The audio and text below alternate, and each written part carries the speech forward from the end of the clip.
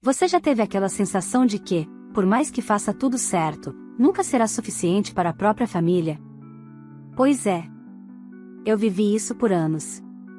Mas nada, absolutamente nada, me preparou para o dia em que meus pais e minha irmã mimada olharam nos meus olhos, durante um jantar de celebração, e disseram que minha promoção significava que eu deveria pagar todas as contas deles. A nova regra da família. Como se eu fosse uma espécie de banco ambulante. Naquele momento, algo dentro de mim finalmente quebrou. E o que veio depois? Bom, até hoje eles pagam caro por terem me subestimado. Se você acha que já viu histórias de ingratidão familiar, espere até ouvir o que aconteceu quando eu disse não pela primeira vez na vida. Prepare-se. Essa história não tem volta. Olá, seja bem-vindo ao canal Histórias Surpreendentes. Curta e se inscreva nesse canal, aproveite e ative as notificações, comente aqui de qual cidade você está assistindo, vou adorar saber e deixar um coração no seu comentário. Vale lembrar que os nossos vídeos não são relatos reais, são histórias voltadas apenas para o entretenimento. Toda a criação e edição são feitas pelo proprietário do canal. Eu sempre soube que, na minha família, amor era uma moeda rara, e curiosamente eu era a única que nunca recebia troco. Me chamo Larissa, tenho 31 anos, e por muito tempo acreditei que se eu estudasse mais, trabalhasse mais e me esforçasse mais, meus pais finalmente me enxergariam. Mas nada do que eu fazia parecia suficiente. A frase preferida da minha mãe era: "Sua irmã sempre foi mais sensível, Larissa. Você aguenta mais." E assim, cada injustiça era empurrada para cima de mim como se fosse obrigação natural carregar o peso da casa. Minha irmã, Bianca, 2 anos mais nova, cresceu sendo tratada como um objeto frágil e precioso. Tudo dela vinha com acolhimento, aplausos, elogios exagerados. Tudo meu vinha com cobranças. Eu estudava em silêncio enquanto ela exigia atenção. Eu dividia meu salário para ajudar nas contas enquanto ela gastava o dela em roupas, viagens baratas e saídas de fim de semana. E ainda assim, na cabeça dos meus pais, ela era a que precisava de cuidado. A verdade é que eu cresci sozinha dentro de casa. Ajudando em tudo, trabalhando desde cedo, aprendendo a não pedir nada porque pedir era sempre interpretado como ingratidão. Mesmo assim, eu segui em frente. Estudei, me formei em administração e consegui uma vaga disputada em uma empresa de tecnologia em São Paulo. Trabalhei dobrado, virei noites, aprendi o que ninguém tinha paciência de me ensinar. E finalmente, depois de anos, fui promovida a gerente de operações, um salto enorme, tanto profissional quanto financeiro. Eu estava orgulhosa. De verdade. Pela primeira vez, imaginei que talvez, só talvez, meus pais ficassem felizes por mim. Engano meu. O jantar que eles mesmos chamaram de celebração acabou se tornando a noite que dividiria minha vida em 2 partes, antes e depois. Minha mãe fez frango assado, o prato preferido da Bianca, e meu pai abriu uma cerveja como se fosse anunciar um prêmio. Só que o prêmio não era para mim. Assim que me sentei, meu pai limpou a garganta. Ele sempre fazia isso antes de soltar uma sentença. Sua promoção significa que você vai pagar por tudo agora, Larissa. Nós e sua irmã precisamos da sua ajuda. Eu congelei. Literalmente. Ainda segurava o guardanapo quando Bianca, recostada na cadeira como se estivesse num trono, completou: "Nova regra, mana, você paga nossas contas." Elas disseram isso com a naturalidade de quem comenta sobre o tempo. Sem debate. Sem pedido. Sem considerar que eu também tinha meus planos, meus sonhos, minha própria vida. Ali, naquela mesa, diante da arrogância confortável deles, senti uma calma estranha. Uma clareza que nunca havia sentido antes. Tudo que eu tinha guardado por anos, frustração, silêncio, exaustão, se reorganizou dentro de mim como peças de um quebra-cabeça finalmente encaixando. Eu respirei fundo e disse, sem elevar a voz: "Isso jamais vai acontecer." Bianca riu como se eu estivesse brincando. Meus pais ficaram boquiabertos. E eu, pela primeira vez, não me encolhi. Foi naquele momento que percebi algo poderoso: eu não precisava mais ser a filha perfeita. Não precisava ser o pilar da casa. Não precisava salvar quem nunca moveu um dedo para me apoiar. A partir dali, cada um deles enfrentaria as próprias escolhas sem poder usar meu nome como escudo. Eu só não imaginava o quão rápido as consequências viriam, e como cada uma revelaria verdades que minha família passou a vida escondendo. Quando eu disse que aquilo jamais aconteceria, o silêncio que caiu na mesa foi quase físico. Minha mãe parou com a colher no ar, meu pai franziu o senho como se eu tivesse cometido uma blasfêmia, e Bianca deixou escapar um riso debochado, achando que eu estava fazendo charme antes de ceder, como sempre. Mas eu não cedi. Pela primeira vez, eu me levantei da mesa sem baixar os olhos. Larissa, volte aqui agora, meu pai ordenou, com aquela voz que na minha infância significava castigo. Eu virei de costas. Eu não devo nada a vocês.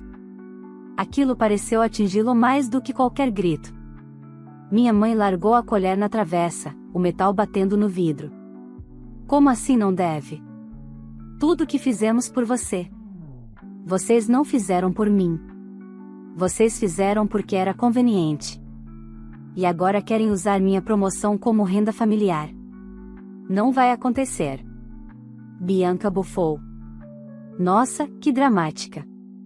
É só pagar umas contas. Você tem dinheiro. É, tenho. E vou usar para mim. Não para bancar a irresponsabilidade de vocês. Seguiu um caos de vozes sobrepostas. Meu pai dizendo que eu estava ingrata, minha mãe chorando sem lágrimas, Bianca falando que eu queria aparecer. Eu estava calma. Estranhamente calma. A decisão já tinha sido tomada antes mesmo que eles percebessem. Quando saí pela porta da frente, senti o ar da noite como se estivesse livre depois de anos respirando preso dentro de uma caixa.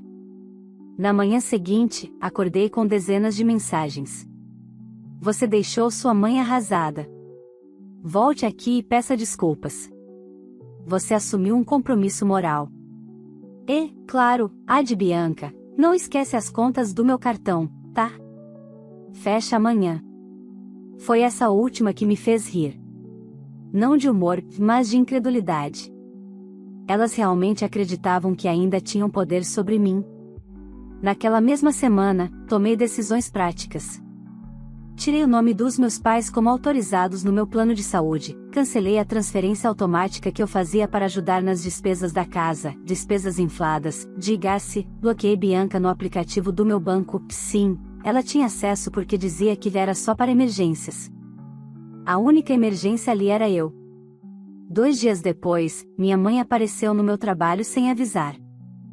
Ela entrou no saguão da empresa como se estivesse indo à padaria.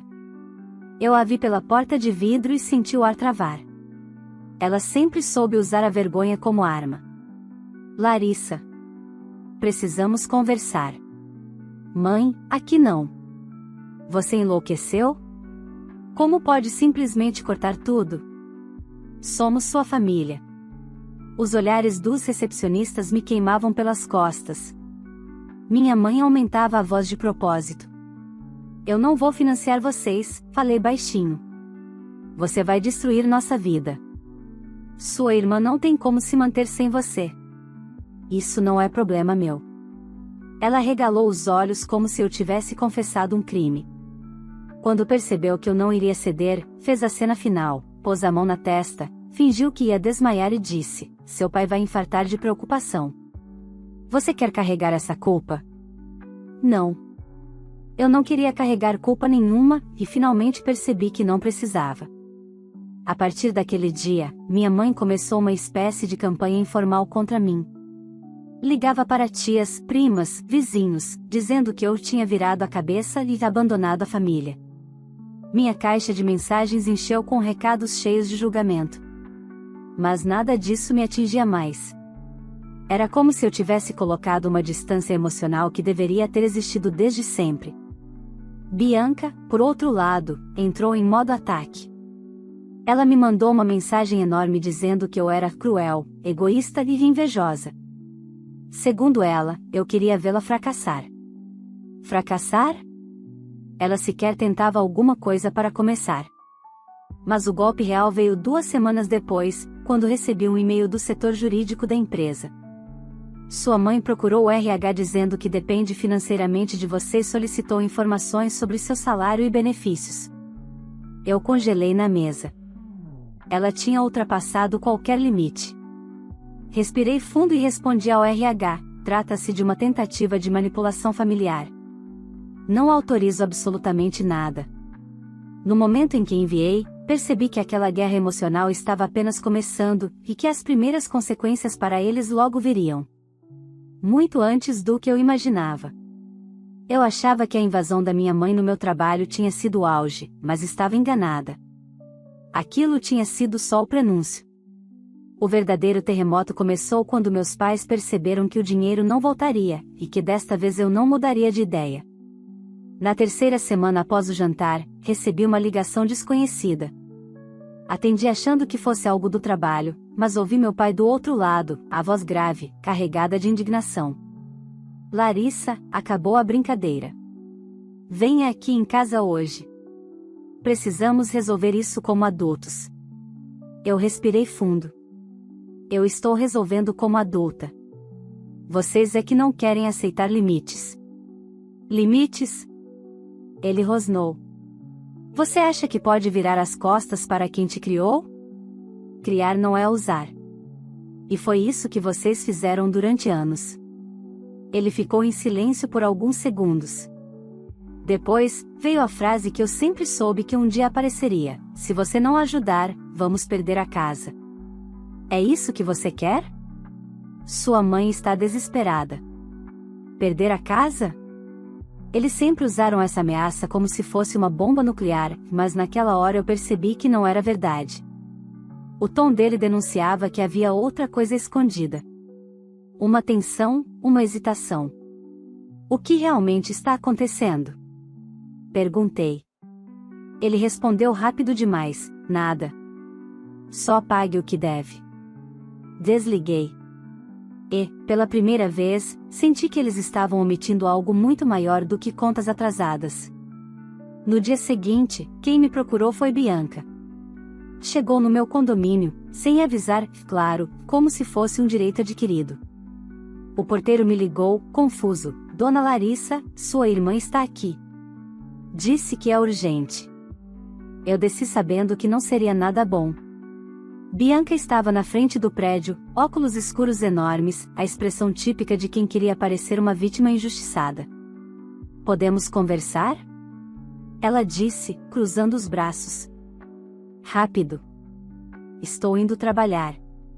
Ela respirou fundo, como se estivesse prestes a fazer uma grande revelação. Eu preciso de você. Eu não respondi. Esperei. Ela nunca falaria isso à toa. O apartamento onde eu estava morando, eu perdi. Eu arqueei a sobrancelha. Perdeu? A dona colocou ordem de despejo. Disse que eu estava atrasada demais. Bom, isso não era nenhuma surpresa. Bianca gastava mais do que ganhava e ainda vivia como se tivesse um patrocinador eterno, no caso, eu. E o seu emprego? Ela desviou o olhar. Eu pedi demissão. Eu respirei fundo. Era impressionante como ela conseguia destruir qualquer oportunidade que recebia. Então agora você quer que eu pague outro aluguel? Eu quero que você me ajude. Você é minha irmã. Não tem ninguém mais. Aquela frase mexeu comigo, mas não como ela imaginava. Eu respondi com a calma que aprendi a cultivar: Bianca, eu vou te dizer algo que você nunca ouviu na vida: responsabilidade existe. Você é adulta. Não vou te carregar como nossos pais fizeram. Ela tirou os óculos escuros, mostrando os olhos vermelhos. Eu não sei viver sozinha. Você sabe. Eu não. Foi aí que tudo fez sentido. Bianca não era só mimada. Ela era incapaz de enfrentar a vida porque meus pais nunca permitiram que ela enfrentasse. Era uma adulta infantilizada pela criação que recebeu. Mas isso não significava que eu precisava ser seu escudo. Eu posso te orientar, falei. Posso te ajudar a montar orçamento, currículo, procurar trabalho. Mas não vou te sustentar. Ela fez uma careta, como se eu tivesse oferecido podridão. trabalho, currículo. Sério, Larissa? Eu não nasci para isso. E foi embora batendo o pé. À noite, recebi uma mensagem do meu tio, irmão mais velho do meu pai. Ele nunca se metia em nada, então aquilo me surpreendeu. Larissa, preciso que você me ligue. É urgente e é sobre a situação na casa dos seus pais. Só posso falar por ligação. Meu estômago revirou. Liguei imediatamente. Ele atendeu com a voz pesada, séria. Larissa, você precisa saber de uma coisa. Seus pais fizeram um empréstimo enorme no ano passado. Muito acima do que podiam pagar. Meu coração acelerou. Quanto enorme? Mais de 80 mil reais. Eu me sentei no sofá, sem ar. Por quê? Acreditaram que você ia ajudar naturalmente quando fosse promovida. Contaram isso para a família inteira. Disseram que você estava preparada para assumir tudo. E agora, estão desesperados. O chão sumiu por alguns segundos. Não eram contas simples. Não era descuido. Era aposta. Eles tinham apostado meu futuro financeiro, e minha vida, como garantia. E mais, meu tio continuou. Eles estão com medo de você descobrir. Estão dizendo que você os abandonou porque é fria e ingrata. Eu fechei os olhos. Respirei devagar. E percebi algo cristalino: aquela família não estava afundando por minha causa. Eles estavam afundando porque se apoiaram em mim como se eu fosse chão, e nunca fui. Desliguei o telefone e fiquei parada no escuro do meu apartamento, sentindo o peso daquela revelação. Meu coração batia firme, não de medo, mas de clareza. Eles tinham tomado uma decisão irresponsável, egoísta e calculada, confiando que eu não teria coragem de dizer não. E agora, pela primeira vez, estavam sentindo o impacto da própria escolha. Mas aquilo ainda não era tudo.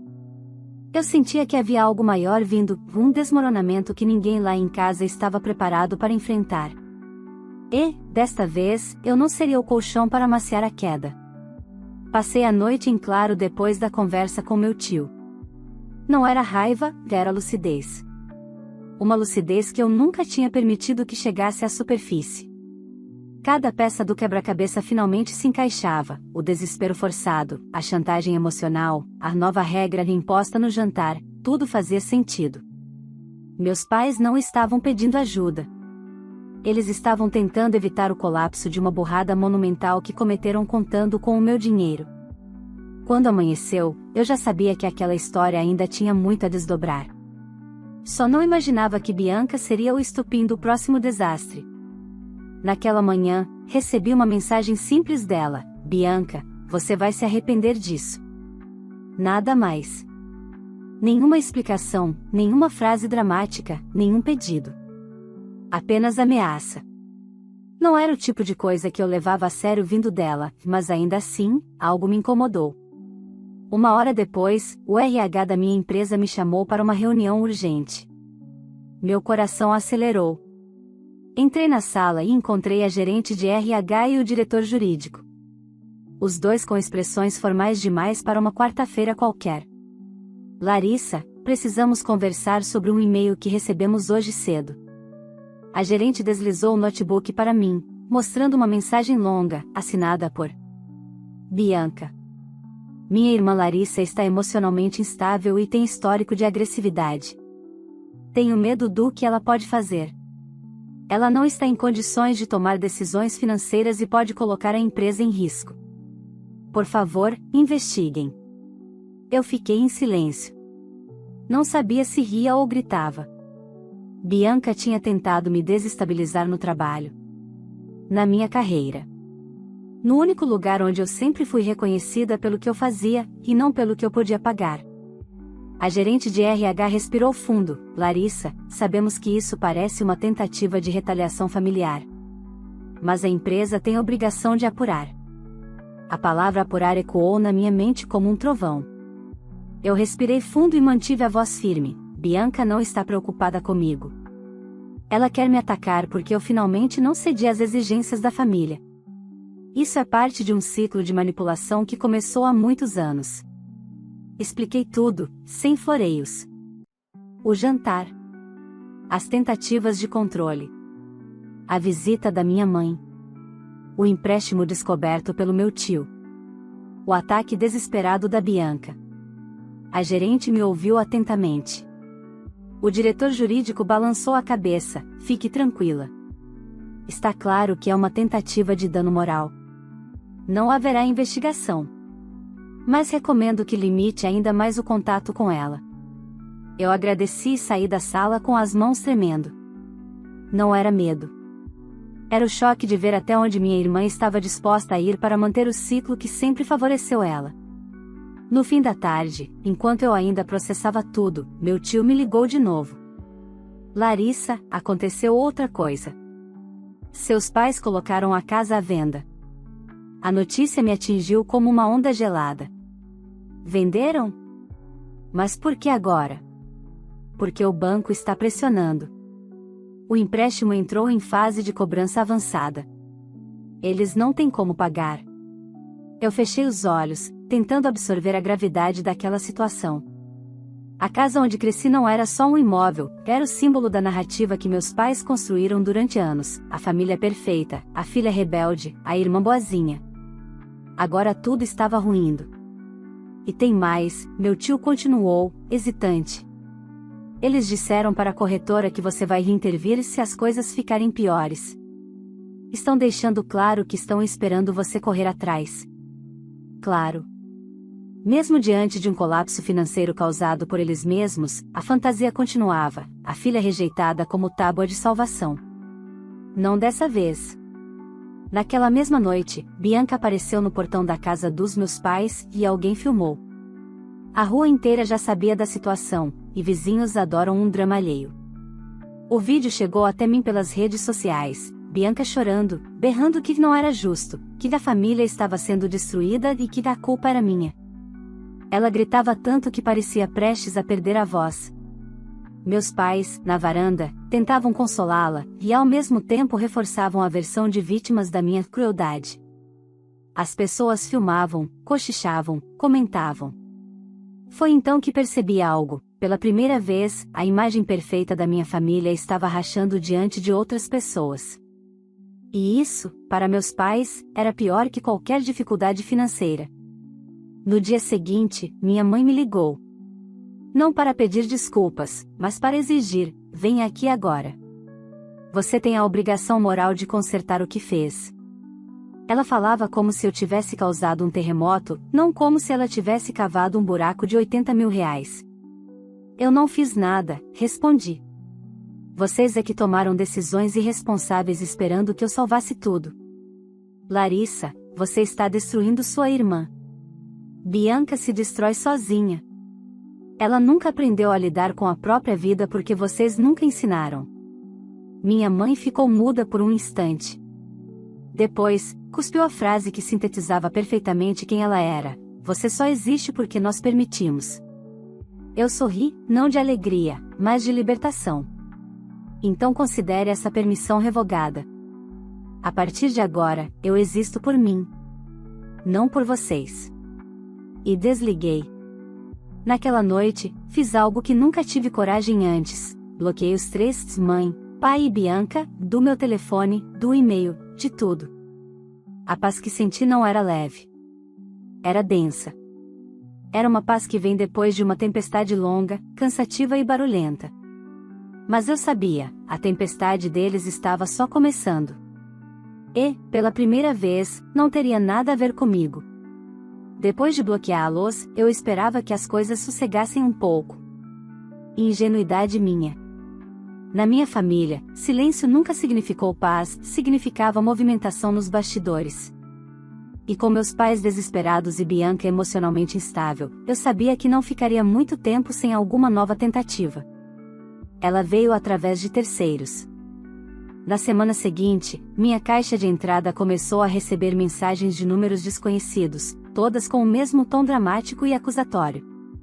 Eram tias, primos distantes, vizinhos que eu mal conhecia. Todos repetindo a mesma narrativa: sua mãe está sofrendo muito. Seu pai está doente de preocupação. Bianca está em depressão profunda. Sua família precisa de você. Era quase como se tivessem preparado um script coletivo. E eu sabia exatamente quem estava por trás. Mas o mais surpreendente não foram as mensagens. Foi quem não mandou mensagem. Minha avó paterna. Ela não se envolvia em confusão. Era discreta, observadora, e tinha uma forma particular de registrar o que acontecia na família. Para o bem ou para o mal, meu pai respeitava a opinião dela, mesmo que nunca admitisse. Foi ela quem me ligou de forma direta, sem rodeios: Larissa, precisamos conversar. Mas não aqui. Venha à minha casa amanhã de manhã. Havia uma urgência discreta naquela voz. Aceitei imediatamente. A casa da minha avó sempre foi o oposto da casa dos meus pais. Silenciosa, organizada, sem o cheiro constante de dramas prestes a explodir. Quando cheguei, ela já estava sentada na varanda, tomando café preto. Sente-se, minha filha. Eu me sentei. Ela observou meu rosto como se estivesse mapeando minhas emoções. Estão te infernizando, não é? Concordei. Ela suspirou, profundamente. Seu pai sempre foi orgulhoso demais para assumir erros. E sua mãe, manipuladora demais para admitir intenções. Bianca é resultado dos dois. Eu respirei, ouvindo atentamente. Eles te pintaram como vilã para todo mundo, minha avó continuou. Mas aqui ninguém é bobo. A família percebe mais do que dizem. O problema é que a máscara começou a cair para eles também. Me inclinei um pouco, surpresa. Como assim? Ela mexeu o café devagar, olhando para longe. Os vizinhos estão comentando. Aquela cena da Bianca no portão viralizou. Seu pai anda gritando na rua. E sua mãe vive dizendo que você destruiu a família, o que só fez o pessoal perceber que há mais coisa errada ali. Eu fiquei em silêncio. Era estranho, mas libertador, saber que a narrativa deles estava finalmente rachando. Minha avó colocou a xícara na mesa e disse, com uma firmeza que não parecia combinar com sua idade: você fez o certo. E deveria ter feito antes. Aquelas palavras foram como um abraço sem toque. Não carregue o peso deles, ela continuou. Seu pai e sua mãe escolheram se endividar. Escolheram apostar em você como se sua vida fosse garantia. Bianca escolheu não crescer. Cada um deve agora colher o que plantou. Uma parte de mim queria chorar. Outra queria sorrir. Mas eu só respirei fundo e deixei a calma vir. E mais uma coisa, minha avó acrescentou. Eles ainda não chegaram no fundo do poço. O que falta acontecer? Perguntei. Ela me olhou por um longo segundo. O banco está prestes a tomar a casa. E eles ainda estão acreditando que você vai aparecer para impedir. Meus dedos gelaram na hora. Eu sabia que a casa era importante para eles, mas não pelo motivo óbvio. Era orgulho. A fachada da família perfeita. A prova visual de que tinham vencido. Perder a casa seria como perder a própria máscara. E Bianca? Perguntei. Minha avó resmungou.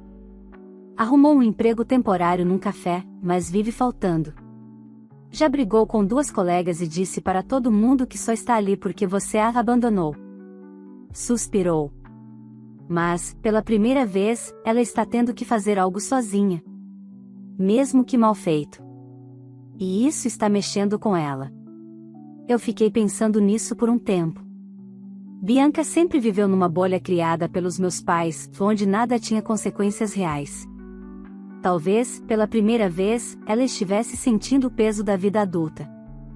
Mas isso não justificava a crueldade dela. A tentativa de sabotar meu trabalho ainda ardia. Era uma ferida que não cicatrizava tão rápido. Quando voltei para casa naquele dia, encontrei 2 envelopes no chão do meu apartamento, cartas físicas, coisa que quase ninguém usa mais. Um com a caligrafia da minha mãe. Outro, surpreendentemente, com a do meu pai. Abri primeiro o da minha mãe. Era um ataque disfarçado de apelo. Você nos deixou à própria sorte. Nunca pensei que uma filha minha fosse capaz disso. O mínimo que você poderia fazer é honrar quem te colocou no mundo. A casa vai ser tomada. Bianca está adoecendo. Não sei como você dorme sabendo disso. Respirei fundo. Guardei a carta sem responder. Abri então a do meu pai. Era curta. Direta. Quase fria. Você decidiu não fazer parte da família. Tudo bem. Mas saiba que, quando tudo desmoronar, não apareça querendo apoiar. Não temos mais filha. Aquela frase deveria ter me machucado. Mas a verdade? Ela teve o efeito contrário. Percebi ali que eles nunca me enxergaram como filha, apenas como recurso. E algo dentro de mim finalmente se soltou. Descansou. Se libertou. À noite, sentei na varanda do meu apartamento, olhando a cidade iluminada. Pela primeira vez em meses, senti como se respirasse sem o peso de correntes invisíveis. Mas, no fundo, eu sabia, a verdadeira queda deles ainda estava chegando. E seria inevitável. Porque tudo o que construíram, a imagem, o orgulho, a manipulação, sempre foi sustentado por uma única coisa, a certeza de que eu nunca teria coragem de cortar os laços. Eles só esqueceram um detalhe: a filha rejeitada aprende cedo a sobreviver sozinha. E quando ela finalmente se liberta, não existe tempestade capaz de fazê-la voltar. A queda final da minha família não aconteceu com gritos, brigas ou escândalos, aconteceu em silêncio. Silêncio de desistência, silêncio de consequências, silêncio de escolhas que finalmente voltaram para eles como um eco inevitável. A primeira notícia veio por mensagem do meu tio: a casa foi oficialmente retomada pelo banco. Quando li, senti uma pontada no peito, mas não era dor. Era luto por uma história que eu sempre quis que tivesse sido diferente, mas que finalmente mostrava sua verdadeira face. Aquela casa nunca foi um lar para mim. Era apenas um cenário onde eu aprendi a sufocar sentimentos para caber em expectativas que nunca foram minhas. Eles tiveram 30 dias para desocupar. 30 dias para aceitar que a aposta que fizeram, apostando a minha vida, meu futuro e meu dinheiro, tinha falhado. E falhado por culpa deles, não minha. Soube que no dia da entrega das chaves, minha mãe chorou na calçada enquanto meu pai culpava o banco desumano. Em momento algum mencionaram um empréstimo fora de controle, a irresponsabilidade, ou o fato de terem tomado decisões sozinhos, achando que poderiam me forçar a pagar depois.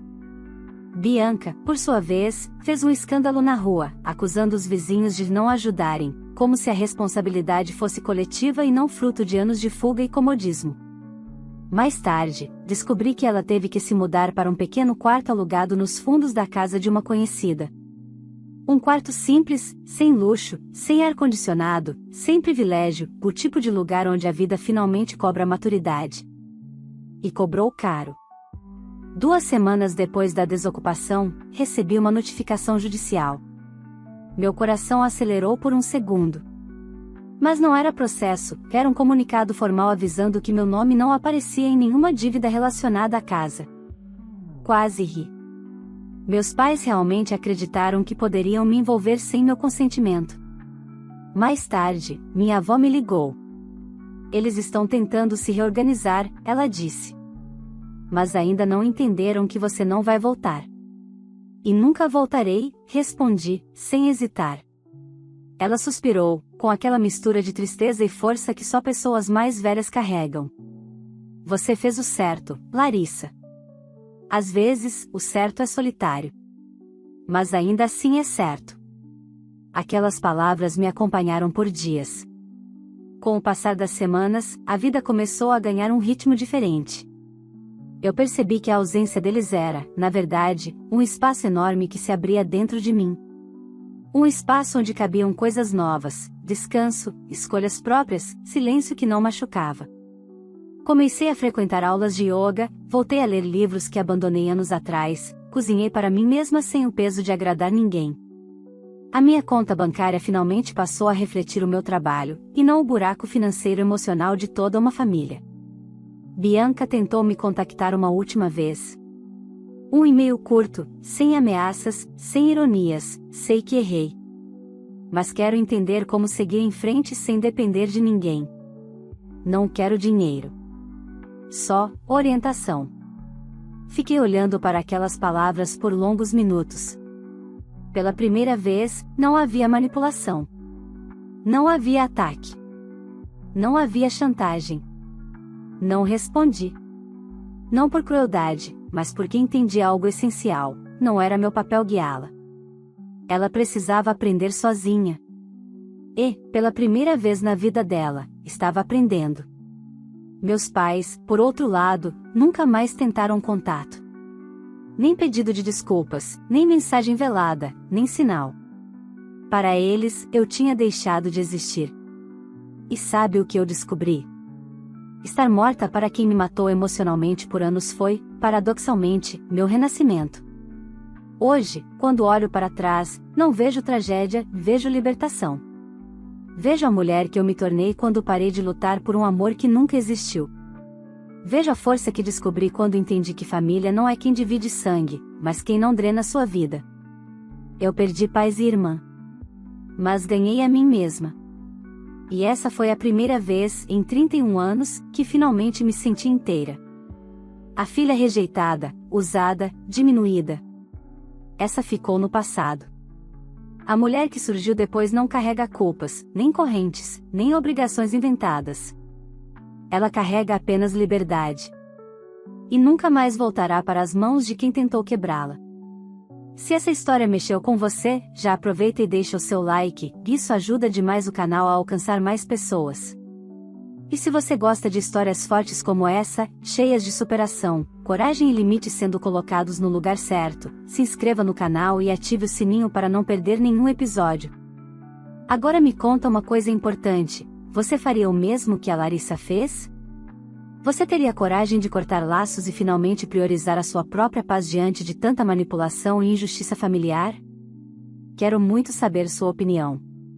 E antes de ir embora, deixe aqui nos comentários de qual cidade você está assistindo esse vídeo, porque eu adoro ver até onde essas histórias estão chegando, e claro, vou passar lá para deixar um coração no seu comentário. Compartilhe esta história com alguém que você sabe que precisa ouvir isso hoje. Às vezes, um vídeo pode ser o começo da libertação de alguém. Obrigado por estar aqui e por fazer parte dessa comunidade tão incrível. Vale lembrar que os nossos vídeos não são relatos reais, são histórias voltadas apenas para o entretenimento. Toda criação e edição são feitas pelo proprietário do canal.